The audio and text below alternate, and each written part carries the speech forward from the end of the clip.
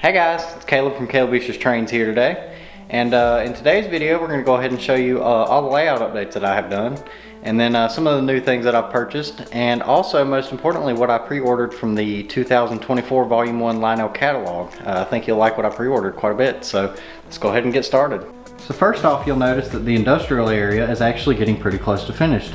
Last time I showed off the layout, this entire area was empty. And now I have finally purchased the buildings that I needed. Special thanks to trains.com for that. Make sure that you use code CETRAINS to save $10 off your order of $50 or more. But yeah, these buildings, they just look fantastic. And like I said, special thanks to Trains for these. I mean, these are perfect. These are the exact buildings that I had over there. You'll see I had the template cutouts for. And ignore the cat.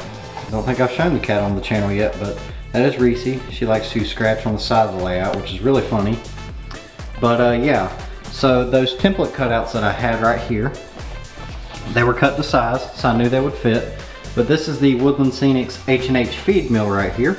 And then this one right here is the Morrison Door Factory. And these both have lighting that is already pre-lit, so I don't have to do anything to them.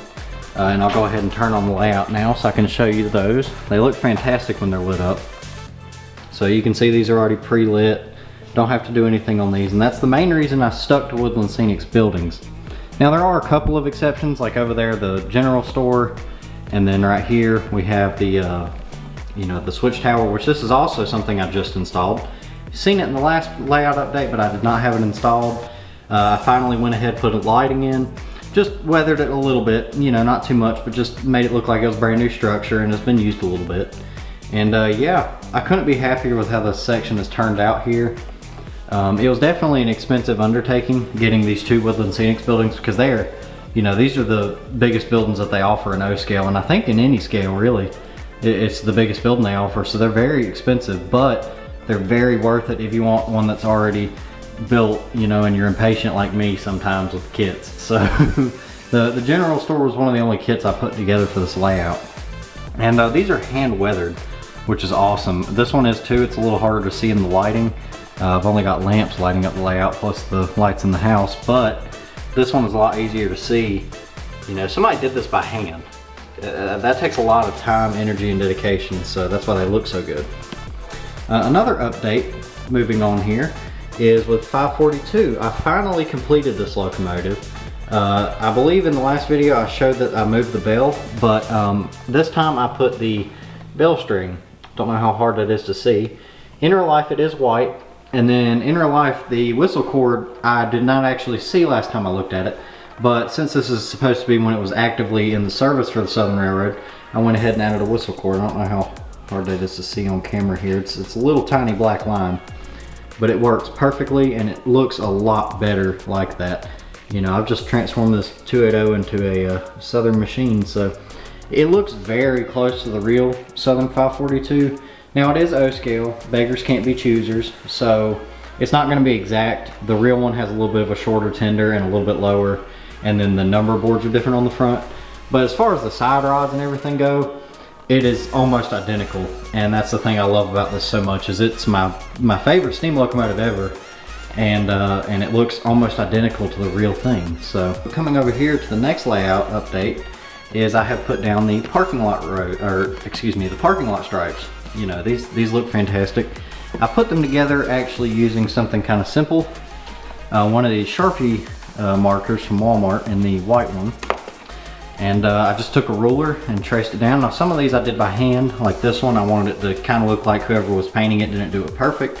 Just to kind of create a little more character instead of having uniformity, which makes it look fake. I wanted it to look a little bit more realistic.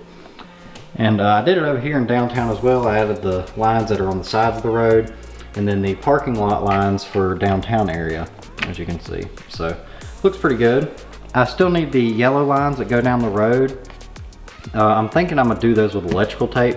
My good buddy Bobby, you know him as a CWF Trains, he actually did that on his layout and it looks fantastic. So I think I'm gonna do that here. It's just a matter of I need to buy yellow electrical tape, which it can be expensive sometimes, like $10 a roll. So just getting around to that. But yeah, and I did it over here too. Looks fantastic. I need to do something with this little corner, maybe some more tall grass or something. kind of like these yellow ones here, but and then just something right here too. This area is feeling a little blank for me. So one of the next plans is from like here all the way down. I'm going to have some telephone wires, and I'm debating if I want to buy the Lionel ones and weather them, or if I just want to buy the Woodland Scenics ones.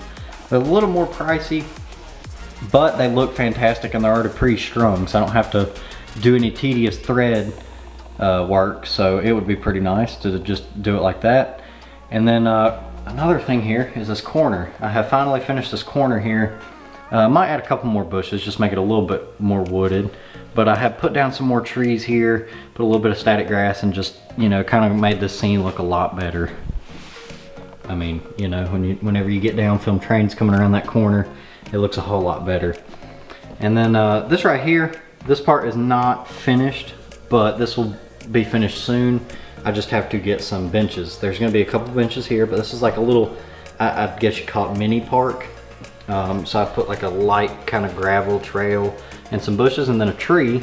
And I'm thinking about adding some apples or flowers or something onto the tree just to make it look a little better than it does, give it a little more character, you know. But that is pretty sweet. Couldn't be happier with how that came out. And then I also put, let's see if I can zoom in here, some of the little bushes from Hobby Lobby. These are the JTT scenery ones, and they're flowers. So I couldn't be happier with those. They kind of create a more realistic look to the layout, give a little more color, because there's not a lot of color on the layout. So couldn't be happier with all the stuff that's happened here. And yeah, hopefully, I'm hoping this year by like summertime I'll have the whole layout complete. Upcoming plans for it, I've cut this to size just using a simple printer. This one was small enough where I could just print it easily. The Dolly's Diner, I believe is the name of it, but if it's wrong, somebody let me know. It's a Woodland Scenics building. That one's gonna go here, and I'm gonna have the parking lot come out here, follow the tracks, kind of like that one over there. And this is the cutout to size for the sign that comes with it. That'll be pretty sweet. The lights on it will look super cool whenever you're filming trains, you know, right here from the corner. And then the only other building that's left is to get the hobby shop, but that one's also a little bit pricey.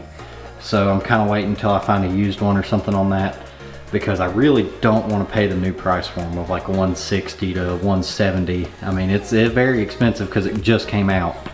But yeah, couldn't be happier with all the progress we've made. So let's go ahead and get on to what I ordered from the Lionel catalog.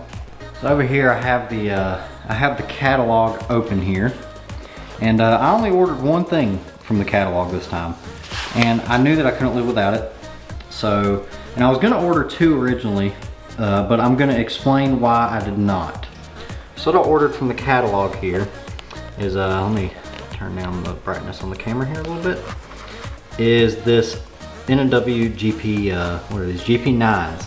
And the reason why is because the North Carolina Transportation Museum, where a lot of the locomotives that I'm buying are coming from, because it's my favorite go-to museum, they have one named 620. This one, the one I pre-ordered is 500. I thought about customizing it, but with Lionel they paint their numbers on, so if I was trying to remove those numbers, it'd actually ruin it. So I'm gonna leave it 500, but it looks very, very close to what they had it originally painted at the museum. Now it's painted black, but it looked just like this, you know, back in the early 2010s. So yeah, that is on pre-order. And then the other thing I was gonna pre-order from the catalog, but I decided to cancel, was the E6 set. And the reason why is because I'm getting a custom run of the Southern 6900 E8 coming in soon. Hoping to have that in April, but we will find out. You know, there's always delays and stuff, but that one will be an Atlas custom run where they bought the tooling for the MTH Premier E8s. So can't wait to have that one come in. It is my favorite diesel at the North Carolina Transportation Museum.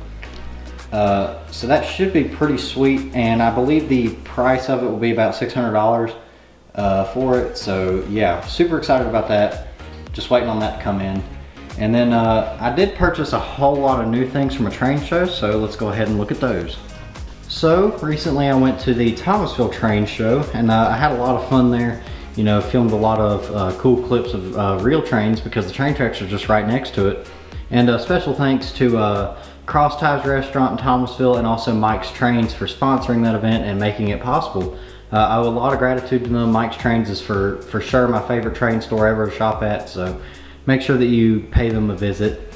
And at the train show, I picked up all these train cars here in the front. So one of the first train cars that I picked up here, or actually there's one more on the shelf that I forgot to grab, but I'll show you that in a second. They wouldn't fit here. But first one I picked up from Mike's Trains was this N&W flat car here. I love this. This is a Lionel flat car, and it came with like little stakes and you know, the ties or the wires where you can tie stuff down. It came with a load of I think it was metal beams, but I'm gonna just leave it blank. You know, eventually I might put some tractors or something. But yeah, love how this came out. And then I stopped over to the Berkshire Station booth, and he was selling this weathered Southern hopper car. This is an MTH one. It feels almost like die cast, and I think it's because of the metal load that's in here that somebody hand weathered.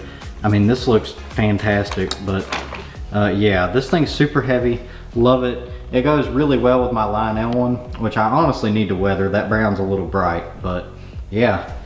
And then this one I did not actually pick up at the show. I picked it up beforehand at the train loft. This is a Southern 50-foot box car. I love how this thing looks. Yeah, I mean, it is a little bit bigger than most of the box cars that I'm used to buying, but the Southern Railroad did have these in the 1930s, and I think it looks absolutely fantastic for the money. So then here's 2 out of 3 of the last things that I bought from the train show. Bought this Pennsylvania stock car. I love how this thing looks. I might weather the door. It's a little bright for me, but, and then last but not least, or not last but not least, my bad, I keep forgetting about the one on the shelf, is this refrigerator car here. And this is one of the most detailed refrigerator cars I've ever seen. I mean, I don't know if you can see that, just the amount of hand applied details that are on this thing. I got it for a super great price. I think it was like $20, $30, you know, super great. And then the top hatches, they open as well. This is a Lionel car. Yeah, I love how this thing looks. Then over here on the shelf, I forgot about this. Got it here. This is a K-line die-cast hopper. I'm gonna put it on the tracks here. A little hard to do with one hand, ain't it? But this is die-cast. May not be the most detailed hopper. I think this is one of the earlier K-line ones that they did of the die-cast series, but this thing just rolls. I mean, look at that. It just rolls flawlessly because it being die-cast, you know, it's silky smooth. But love how this thing looks, and then especially when it hits a diamond, just listen to that. Sounds awesome. So couldn't be happier with that. And yeah, that's all the new items that I have picked up. And then like I said before, I've got 2 new ones on the way. And then upcoming, there's a Hickory train show, and then I believe Spencer's Shops this year might be having a train show. Not sure on the confirmed date on that yet, but we should find out soon. So I appreciate everyone watching, and yeah, that's all that I have for today's video.